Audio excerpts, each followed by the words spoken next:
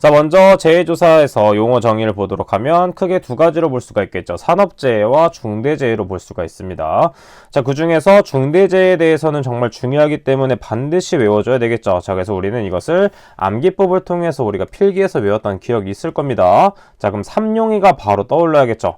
옛날에 어떤 삼룡이라는 친구가 있었는데 이 삼룡이는 중재를 아주 잘하는 친구였습니다. 하지만 중재가 4일 동안 길어짐으로 해서 뿌직하고 열이 받아 버린 것이죠. 자, 그러면 밑줄을 쳐서 어떤 부분이 핵심 포인트인지 보도록 하겠습니다. 이때 중재는 중대재해를 뜻하는 것이고 4일에 밑줄 치고 1번, 삼룡이에 밑줄 치고 2번, 뿌직 열바다에 뿌직 열까지 해서 3번으로 체크를 해주면 됩니다. 자, 그럼 중대재해는 어떤 것이 있는지 첫 번째, 4일에 사는 사망자가 1명 이상인 경우, 두 번째, 삼룡이의 3은 3개월 이상 요양이 필요한 부상자가 동시에 2명 이상 발생한 경우, 마지막으로 세 번째, 뿌직 열은 무엇이냐 하면 부상자 혹은 직업성 질병자가 뿌직 열바다기 때문에 10명 이상인 경우.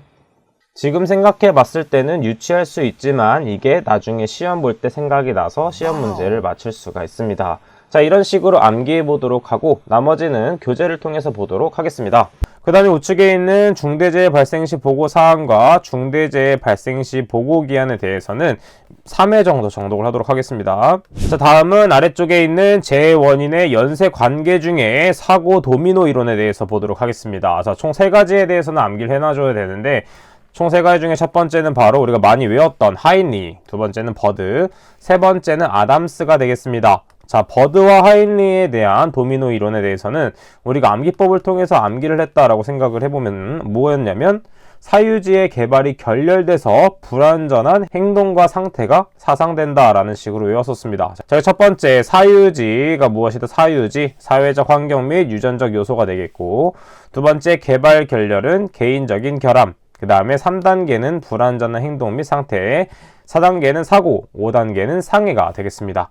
자, 그 다음 버드는 어떻게 되었다? 버드는 새를 떠올리면 되기 때문에 어떻게 되었냐면 새가 통구이 되어 즉사되었다. 이렇게 외웠었습니다. 자, 그래서 첫 번째 통은 통제 부족, 그 다음에 구이가 기이기 때문에 기본 원인, 그 다음에 즉사가 지기로 생각해서 직접 원인, 그 다음에 사는 사고, 5단계는 상해가 된다라고 외워주면 되겠죠. 그 다음 아담스의 1단계는 관리구조, 그 다음에 2단계는 작전적 에러, 3단계는 전술적 에러이며 4단계, 5단계는 사고와 상해가 된다라는 것으로 외워주면 되겠습니다. 자, 다음은 재해예방 기본 4원칙에 대해서는 암기하고 있어야 되겠습니다. 자, 이것도 마찬가지로 필기에서 많이 외웠던 부분이고 암기법을 통해서 외웠었죠. 재예는 어디를 소원했죠? 재예는 어디를 소원했냐면 예대를 소원했습니다. 자, 그래서 재해예방 기본 4원칙은 무엇이다? 예방 가능의 원칙, 그 다음에 대책 선정의 원칙, 손실 우연의 원칙, 그 다음에 원인 연계의 원칙이 있었습니다. 이 4가지는 모두 암기하는 식으로 가도록 할게요. 자, 그 다음에 아래쪽에 있는 부분 재해 발생 시 조치사항과 산업재해의 통상적인 분류 부분은 그냥 이런 것이 있구나 정도 체크해주면 되겠고, 우측에 있는 참고 부분 반드시 알고 있어야 되겠죠. 자, 왜냐하면 작업형을 봤을 경우 동영상을 보고 기인물과 가해물을 구분할 줄 알아야 되기 때문입니다. 그래서 보게 되면 기인물은 재해 발생의 주 원인이라고 볼 수 있으며 재해를 유발한 근원이 되는 기계, 장치, 물건 또는 환경을 말하게 되고, 가해물은 무엇이냐면 직접 사람에게 접촉하여 피해를 주는 기계, 장치, 물건 또는 환경 등을 말하게 된다라는 걸 체크해주면 되겠습니다. 자, 그래서 포인트가 되는 것은 기인물은 재해 발생의 주 원인이고 재해를 유발하는 근원이 되는 것이며, 가해물은 직접 사람에게 접촉해서 피해를 주는 것이 가해물이 된다. 를 항상 비교해서 생각해 주시면 되겠습니다.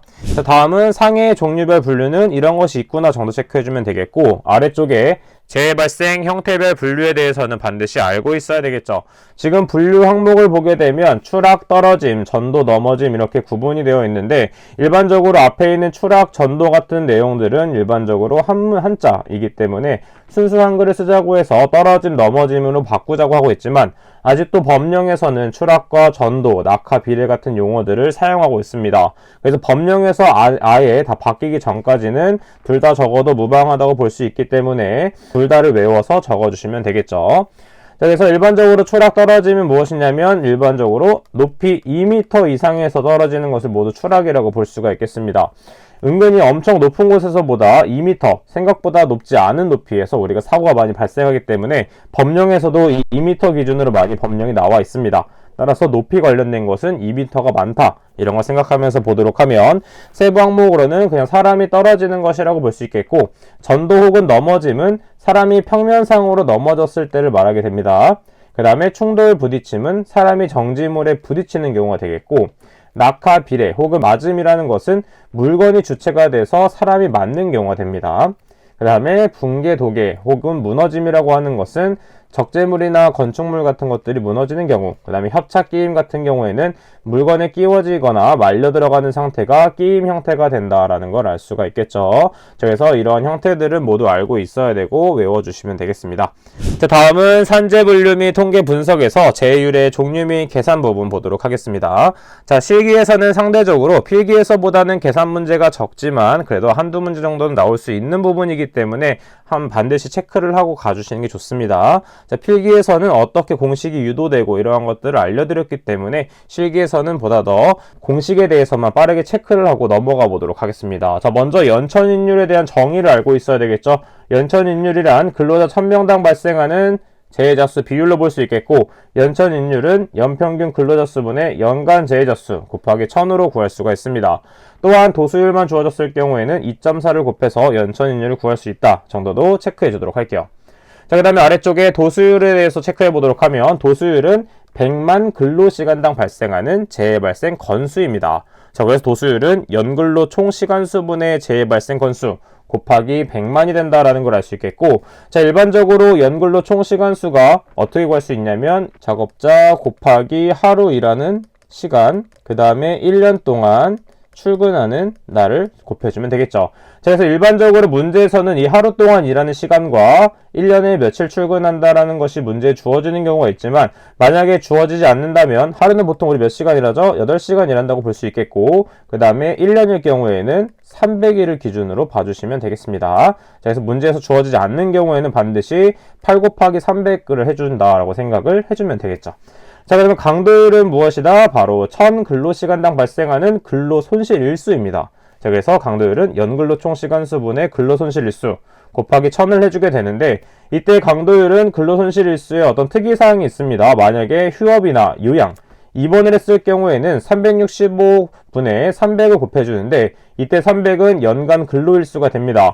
만약에 문제에서 연간 근로일수가 290으로 주어졌다면 300이 아니라 290을 대입해줘야 된다는 점 생각을 해준 다음에 대입을 해주면 되겠고, 그 다음 아래쪽에 신체 장애 등급에 따른 근로손실 일수가 있는데, 이때는 365분의 연간 근로일수를 곱하는 것이 아니라 1단계에서 3단계는 7500이 되고 14단계일 경우에는 근로손실 일수가 50이 된다 정도 체크를 해주고 넘어가주면 되겠습니다.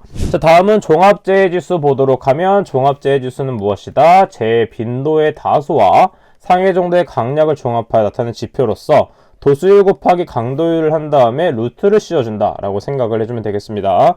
따라서 루트를 계산기에 눌러준 다음에 도수율과 강도율을 곱해서 계산을 해주면 되겠죠. 그 다음에 1-5의 환산도수율은 무엇이냐면, 평생 근로하는 동안 대략적으로 10만 시간을 근무한다고 볼 수가 있습니다. 그때 재해 건수, 근로손실 일수를 볼 수 있기 때문에 환산도수율을 간략하게 표현을 한다면 10분의 도수율이 된다라고 볼 수가 있겠죠. 자, 해당 부분도 외워주시면 되겠고, 그 다음에 환산 강도율과 세이프티 스코어에 대해서는 필기에서 배웠던 부분을 생각하면서 가볍게 체크하고 넘어가도록 하겠습니다.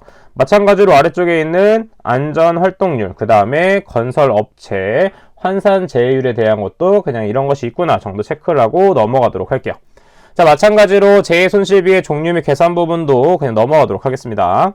자, 그러면 계산 문제를 한번 같이 풀어보도록 할게요. 자, 먼저 사업장에 근로자 1000명이 존재하게 되겠고, 1년 동안 일주일 48시간 근무를 52주 동안 하고, 그 다음에 1년간 80건의 재해 발생 및 6명의 사상자가 발생했을 경우에 연천인율과 도수율 구하시오.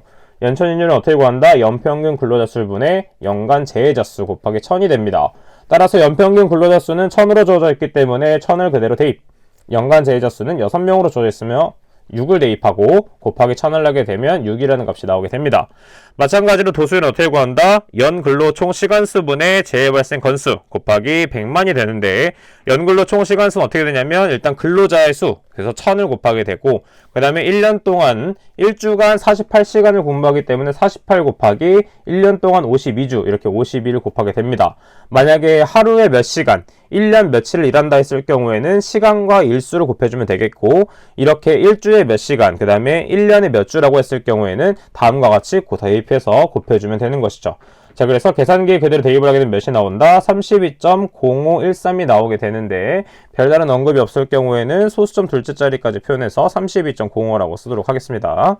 자, 그 다음에 아래쪽에 있는 개념 잡기 부분 다시 보도록 하면 A 사업장의 근무 및 재해 발생 현황이 다음과 같을 때 사업장의 강도율을 구하는 문제가 되겠습니다. 자, 먼저 도수율이 주어져 있고 연간재해 발생 건수와 근로손실 일수가 주어져 있습니다. 자, 먼저 도수율을 구해서 우리가 연근로 총 시간수를 구해줘야 되겠죠. 자, 그래서 도수율과 그 다음에 뭐가 주어져 있다? 재해 발생 건수가 주어져 있습니다. 따라서 연근로 총 시간수와 도수율의 자리를 바꿀 수 있겠죠.